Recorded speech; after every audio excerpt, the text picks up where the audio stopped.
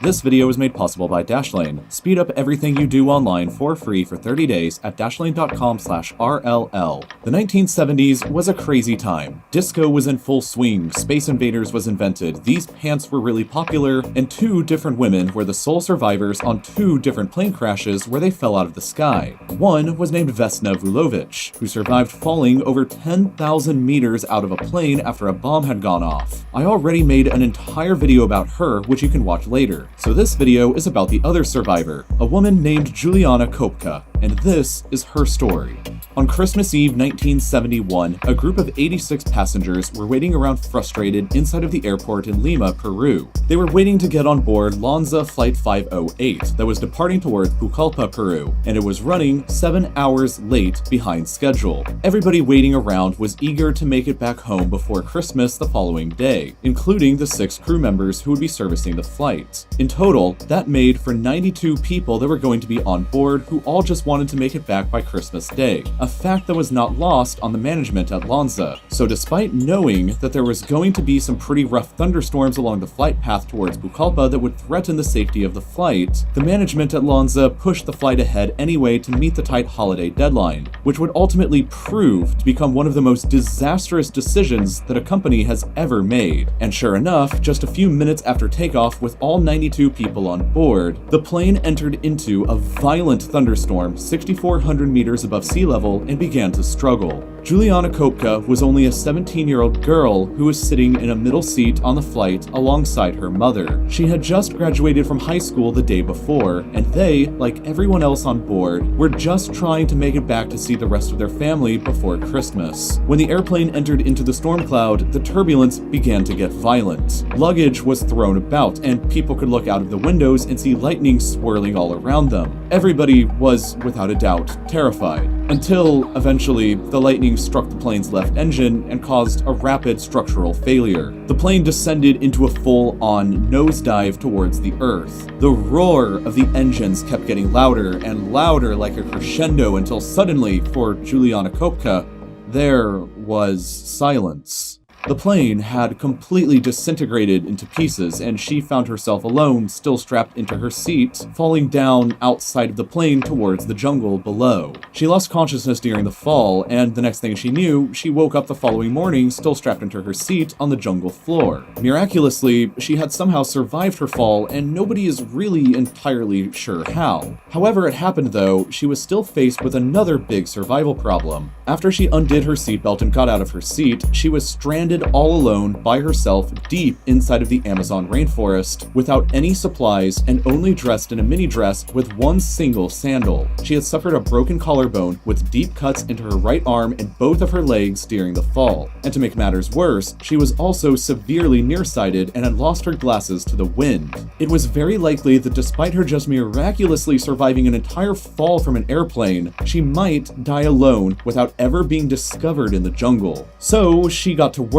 to make sure that that didn't happen. Her first priority was attempting to locate her mother and other survivors, but the jungle offered up nothing but silence. She discovered a bag of sweets nearby to her crash site that she began to use for food and began to walk by feeling ahead of her with a foot that still had a sandal on it. Frustratingly, she began to hear what had to be rescue planes flying above her, but she was never able to make contact with any of them through the dense canopy of the jungle. And after walking some distance, she eventually discovered a creek that she decided to wade down towards what she hoped would eventually be civilization somewhere. But the Amazon is vast. To put it into perspective, the rainforest is about the same size as all of India, with Greenland added in too just for good measure. It's enormous, but at the time when Kopka was lost inside of it all, there were less than 200,000 people actually living there, which is less than one person every 27 square kilometers. As she was wading down the stream for days after days, all alone, the temperature would fluctuate from being extremely hot during the day to cold at night, and raining pretty much all of the time in between. She didn't have any gear to protect herself from the harsh elements of the jungle, but she kept on just going anyway. By day 10 after the crash, she had run out of food and was hungry. She was still wading down that creek and she could no longer stand up properly, so she was just kind of drifting down the bank until finally she discovered something else miraculous,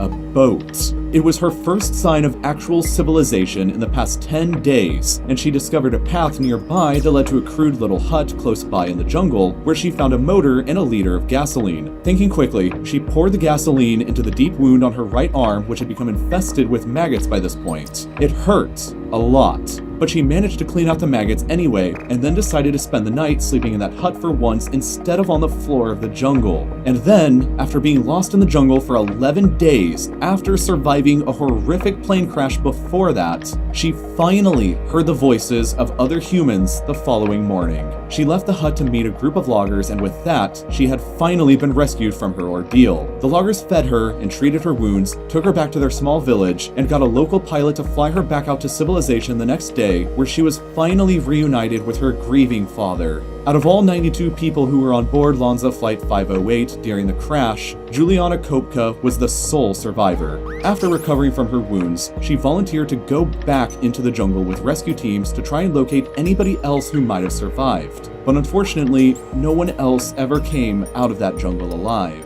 Lonza itself, a company which already had a terrible reputation even before the disaster of Flight 508, went out of business just 11 days after the crash took place. Ironically, on the exact same day that Juliana Kopka was rescued. The Peruvian government cited that intentional flight into hazardous conditions was the primary cause for the crash. So, if someone is trying to get you to go into a hazardous condition in the future because of your deadlines, you should probably just end up saying no. On the other hand, however, if someone offers to speed up and simplify everything you do on the internet for free, you should probably start by saying yes. And that's where Dashlane can help. What Dashlane is simple. It's a shortcut. Pretty much any time you ever enter your info anywhere online, Dashlane cuts that out.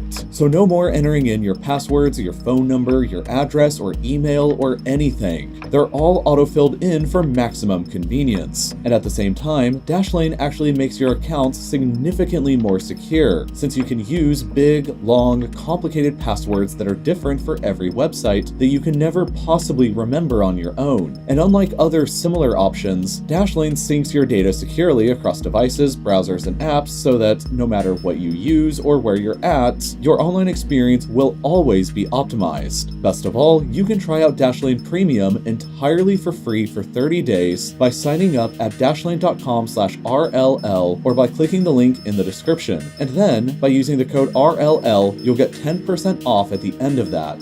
And as always, thank you for watching.